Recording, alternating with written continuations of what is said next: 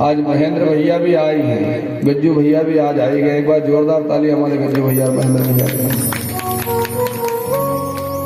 अरे के तो दे कि मिलूंगा जल्दी, लेकिन कमानू फिर काम चले जाए।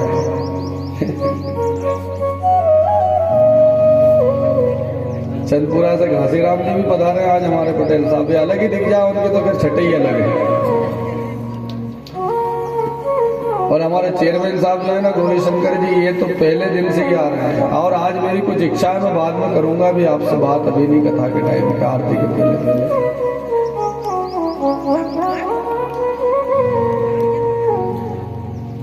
ये सब अपने सौभाग्य है, ये बाबा की कृपा है, बिलट बाबा की, कि वो किस तरीके से अपने को कथा में सम्मिलित कर ले, कहाँ अंग बना ले। आप कभी समुद्र में गए हो तो समुद्र के किनारे पर लोगों ने क्या किया है कि सीप जो होती है ना, वो सीप को एक दूसरे के ऊपर जोड़ जोड़ करके वो आलीशान या तो अच्छा बढ़िया मकान बना के तैयार करके रखते हैं बेचने के लिए मछुआरे लोग, या फिर कोई अच्छा मंदिर का निर्माण कर देते सीप को जोड़ जोड़ करके। अब वो अपन सब जो है ना सीप है, अपन एक दूसरे से जोड़ते जाएंगे तो हमारे ठाकुर की कथा का मंदिर अपने आप तैयार होता है। लेकिन अब कौन सी सीप लगती है ये तो वो परमात्मा ही जाने, किसको वो लगाना चाहता है, किसको नहीं लगाना चाहता। जैसे कभी कभी आप देखते हैं बहुत सारी सामग्री रहे तो अपन वही चीज उठाते हैं जो अच्छी वाली है। उदाहरण के लिए फटाका फोड़े अपन दीपावली पर, वो फटाके की जब लड़ खोले नहीं तो उसमें जिसमें बत्ती अच्छी हो वो तो फोड़ने के लिए रख लेते, और जिनकी बत्ती निकल जाए या टूट जाए उसको बेसी फेंक देते। क्यों फेंक देते? क्या वो नहीं फूटेगा? उनको पता है फूटता तो ये भी, लेकिन इसकी बत्ती खराब होगी। अब जो नहीं आ पाएंगे ये समझ लो कि वही वाला फटाका है जिनकी बत्ती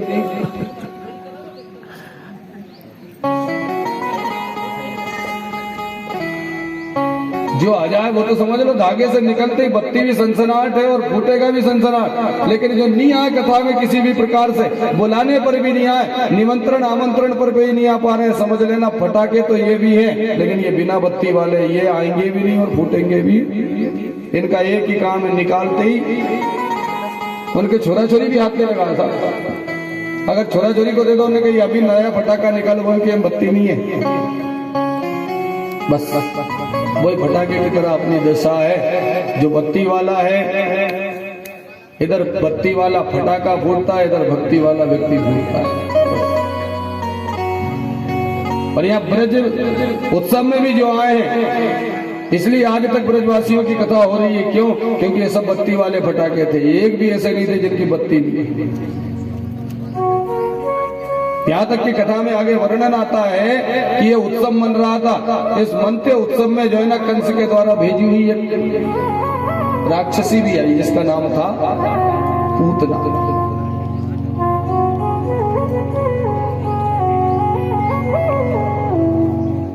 लेकिन एक चीज है, भगवान कहते हैं कि आपकी बत्ती सही सलामत है या नहीं है, लेकिन अगर तुम वैसी भी आ गए, बिना बत्ती के भी आ गए, तो तुम्हारा कल्याण तुम्हें करो दूंगा। और पूतना आई है, बहुत सुंदर कथा है पूतना की। पूतना के लिए लिखा हुआ है कि पूतना को जब भेजा गया कंस के द्वारा, क्योंकि इधर तो उत्सव मनाया जा रहा था, इधर तो किसी को किसी की कोई खबर ही नहीं थी। जहां देखो जिस गली में देखो बस एक ही नारा चलता था, नंद घर आनंद भयो जे कन्हैया लाल की। अच्छा एक बात बता, एक यशोदा के अगर बालक हुआ इतने लोग क्यों खुश थे? और भी तो गांव में किसी के घर बाल बच्चे हुए होंगे जब तो इतना बड़ा उत्सव नहीं मनाया गया। लेकिन ये सब जानते थे कि यशोदा के घर जब भी बालक का जन्म होगा कोई साधारण नहीं, वो सीधा तारणहारी ही आएगा, ये सब जानते थे। क्योंकि आध्यात्मिक दृष्टि से अगर अपन कथा को देखें तो जितने लोग ब्रजमंडल में निवास करने वाले गोप ग्वाले थे वो सब कोई साधारण ब्रज गोप ग्वाले नहीं थे, वो सबके सब देवी देवता थे।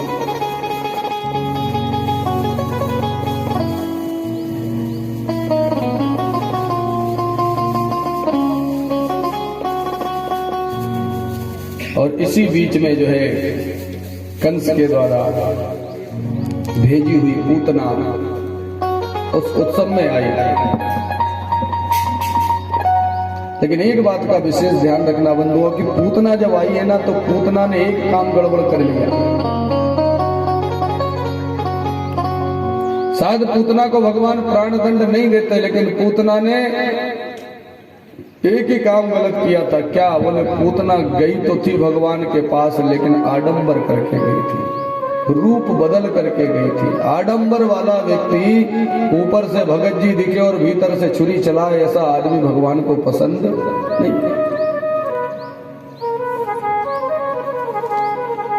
इसलिए जब ये इतनी सुंदर बनकर के गई थी ना,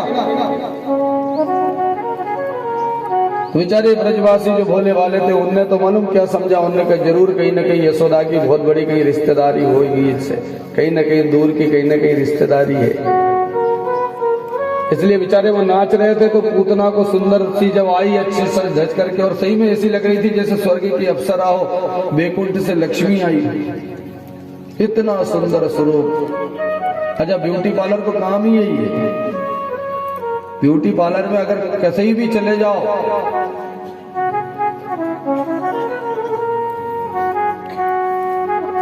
ब्याह है, अभी ठंड में खूब शादी का सीजन चल रहा है, अभी आप देखो जो फोटो खींचे वहां की जगह देखो आप, ऐसी भाई तैयार हो गया जिनकी उम्र 60 साल की और ब्यूटी पार्लर से निकल कर आ तो 16 साल की दिखे साथ।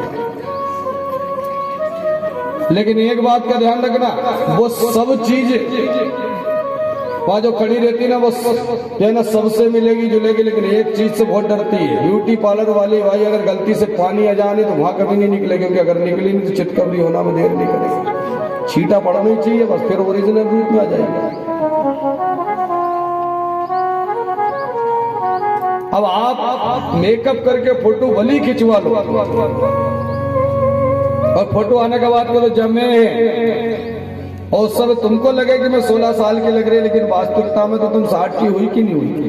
तब भगवान कहते हैं कि ये पूतना भली 16 साल की लग रही हो, लेकिन वास्तविकता में ये राक्षसी है। अगर ये उसी रूप में आ जाती मैं इसका उद्धार कर देता, मैं इसको तार देता, मारता नहीं।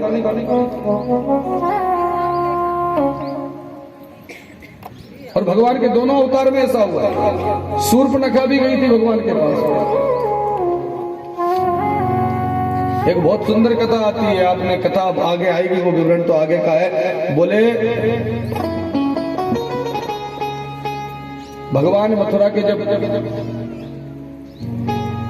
राजा बने, मथुरा में जब आ गए थे, उग्रसेन महाराज को उन्होंने राजा बना दिया, वृंदावन आदि छोड़ करके, तो जरासंध ने आकर के मथुरा में चढ़ाई की। तो 17 बार तो जरासंध को भगवान ने हरा दिया।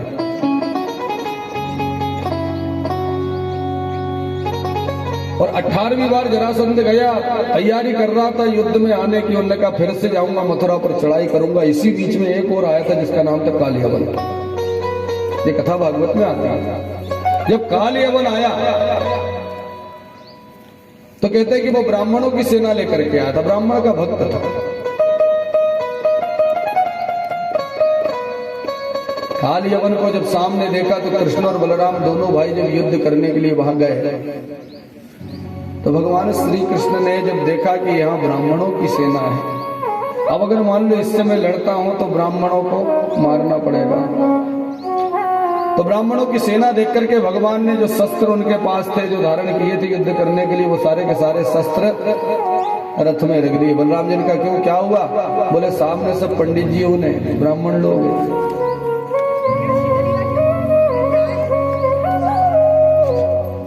तो भगवान ने कहा कि तू ब्राह्मणों से कब से डरने लग गया? ब्राह्मण का तू वध नहीं करता, ब्राह्मण को मारता नहीं। बोले ब्राह्मण है पर कैसे मालूम? बोले वारे वह शूर्पणखा की तो नाक ही काट दी थी तूने, और आप कह रहा कि ब्राह्मणों, अच्छा वो भी तो ब्राह्मण वाली कहीं थी नहीं थी।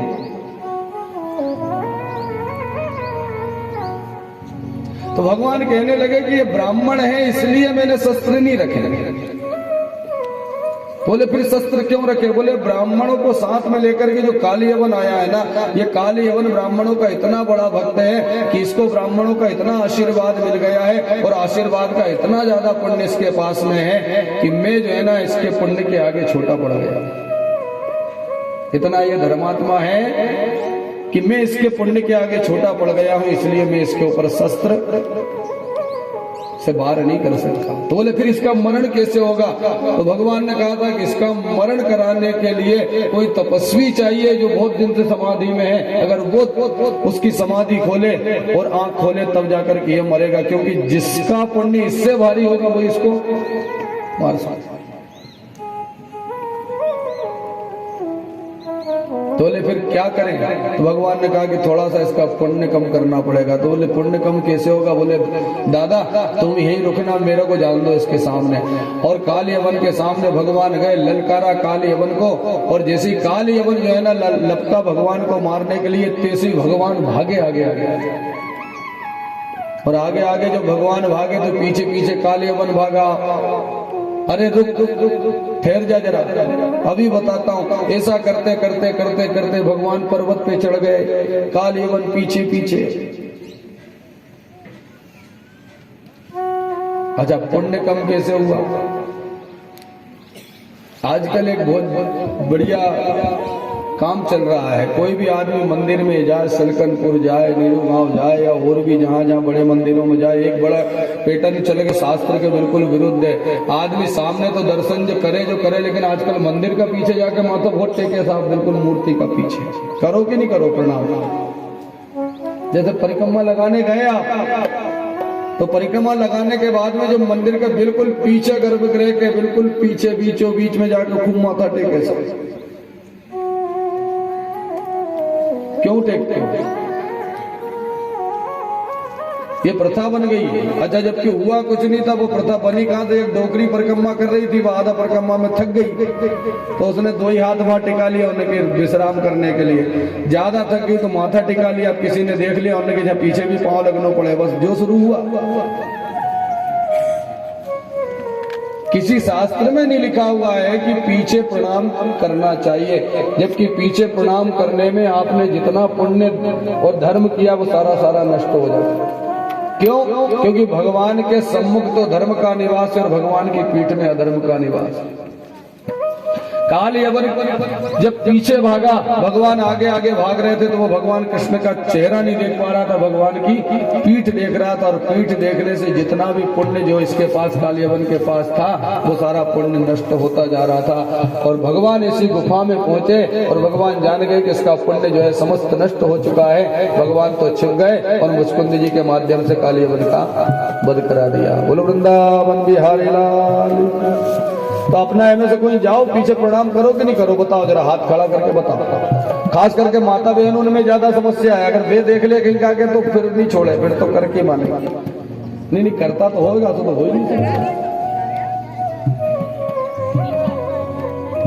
मैं मानो ही नहीं, और वो भी बाबरी की बात। मनी मन में बात मत करो, करता हो तो हाँ, नहीं करता हो तो मना। परिक्रमा कहीं का भी मंदिर में जाओ, पीछे माथा टेको कि नहीं टेको, ये बताओ तुम तो, हाँ या ना?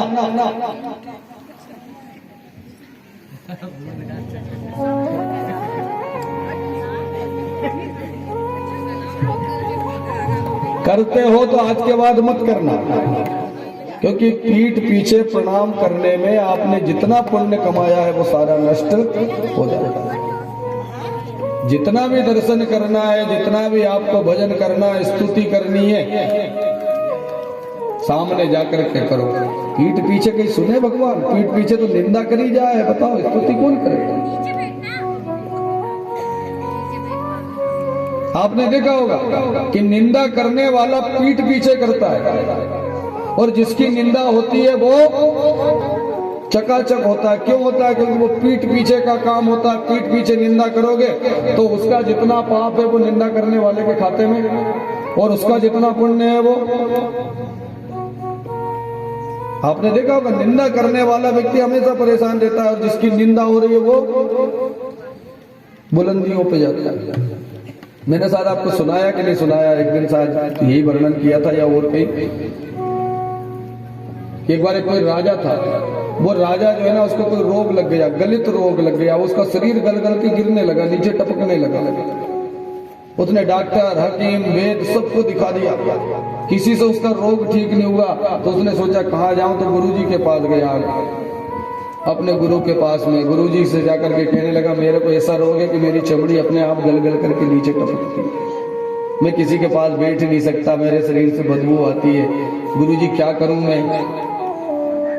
तो गुरुजी ने कहा भैया मेरे पास क्यों आया, डॉक्टर को दिखा। बोले मैंने तमाम जितने भी डॉक्टर इस देश में है सबको दिखा दिया, लेकिन मेरे रोग का कोई इलाज नहीं।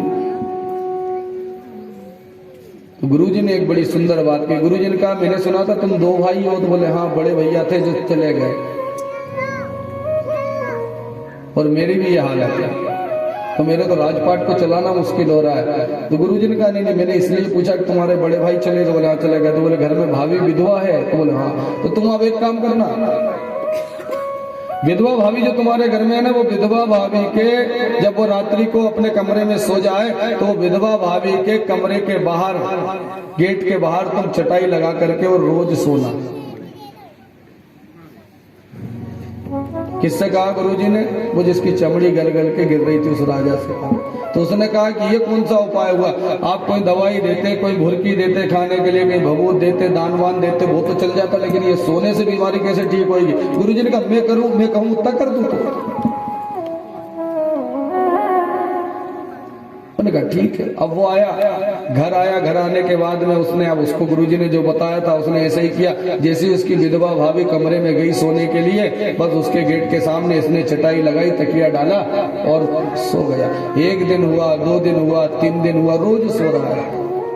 6वें 7वें दिन जो महल में दास दासी जो थे ना, सेवा करने वाले गांव के, उनने जब राजा को भाभी के कमरे के बाहर सोता हुआ देखा, उनको लग गया, उनके देखो राजा का शरीर गल गल के गिर रहा है, लेकिन फिर भी कितना खोल्ला राजा है कि वो भाभी के, विधवा भाभी के कमरे के सामने सो रहा है। इसका मतलब इसका मन ठीक नहीं है। अरे शरीर गिर रहा है, भोग रहा है, इसके बाद भी विधवा भाभी के कमरे के सामने चटाई डाल करके सो रहा है। राम राम राम राम, घोर कलयुग आ गया। अब वो दास दासी राजा था, कुछ कह तो नहीं सकते, लेकिन उनने वही बात गांव में आकर के फैलाना शुरू किया। और राजा की बात एक घर से दूसरे घर, दूसरे घर से तीसरे घर, धीरे धीरे करते करते पूरा गांव, पूरा राज्य जो है ना, राजा की निंदा। अब जब पूरा गांव राजा की निंदा करने लगा, राजा कभी गांव में निकले ना तो वहां तो चुप हो जाए, लेकिन पीठ पीछे राजा की फिर निंदा आ रही है। राजा हम तो सोचते थे बहुत अच्छा है, लेकिन ये तो मरे जा रहा है, रोग हो रहा है, शरीर गल गल के गिर रहा है, लेकिन फिर भी कुकर्म करने में कसर नहीं कर रहा। विधवा भाभी के कमरे के सामने सोता है। अब वो राजा की निंदा धीरे धीरे धीरे धीरे जो बढ़ी, कहते हैं कि इधर तो निंदा बढ़ने लगी और इधर राजा का रोग धीरे धीरे कम होने लगा। राजा ने कहा चमड़ी गल गल के गिरती थी, गल के गिरना बंद हो गई। अब धीरे धीरे दाग रह गए, धीरे धीरे दाग भी समाप्त होने लगे। कहते हैं कि 6-7 महीने तक जो निंदा होना शुरू हुई, 6-7 महीने में राजा का शरीर पूरी तरीके से ठीक होया। गुरुजी के पास गया, गुरुजी मैं तो बिल्कुल स्वस्थ हो गया हूँ। आपने जो तरीका बताया, जो फार्मूला बताया, वो इतना कारगर साबित हुआ कि मेरा सारा रोग ही समाप्त हो गया। आप एक बात तो बताओ कि इसमें ऐसा था क्या? गुरुजी का कुछ नहीं था। क्यों? बोले संसार में जो निंदा करने वाला व्यक्ति होता है वो गड्ढे में जाता है, और जिसकी निंदा होती है वो ऊंचाइयों को छूता है, बुलंदियों को छूता है। राजन, तेरी बुराई पूरे गांव ने करी, पूरे राज ने करी, इसलिए तेरा जितना भी पाप था, जिसके कारण तू रोग ग्रसित हो गया था, वो सारा पाप धीरे धीरे गांव वालों के ऊपर चढ़ गया, और उनका जितना पुण्य था वो सब तेरे खाते में आ गया, और उस पुण्य के कारण तू स्वस्थ हो गया। बोलो भक्त वत्सल भगवान की।